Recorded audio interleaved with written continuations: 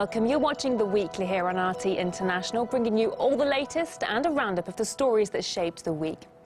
But first, political crisis in Venezuela has exasperated turmoil in the country and divided the world this week. President Maduro accuses the U.S. of an attempted coup after the U.S. recognized the country's opposition leader as interim president. Juan Guaidó swore himself in as the troubled nation's leader amid massive protests. Washington has also urged the UN to recognize the self-proclaimed interim president as the leader of the South American country. But the UN Security Council failed to resolve the issue. The session in New York saw some fierce exchanges in his country's internal affairs. And it's not the first time or place Washington has faced such accusations. Murat Gaziev looks at whether events in the South American country are following a tried and tested formula.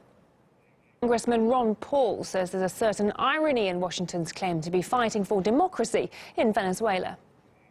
He's all across France for an 11th weekend in a row. Protesters defied calls from President Macron to negotiate and were met by riot police with crowd control measures. Protests in Paris lasted until late evening, with fierce clashes continuing to escalate between the protesters and the French president has launched a so-called national debate to find a way out of the crisis. But protesters on the streets of Paris say they no longer trust Emmanuel Macron. Enter in the US sparks international outrage. We have her first-hand account after this short break. Massive uproar in the media and from international NGOs. An American-Iranian TV presenter has been released from custody in the United States after being detained without charge.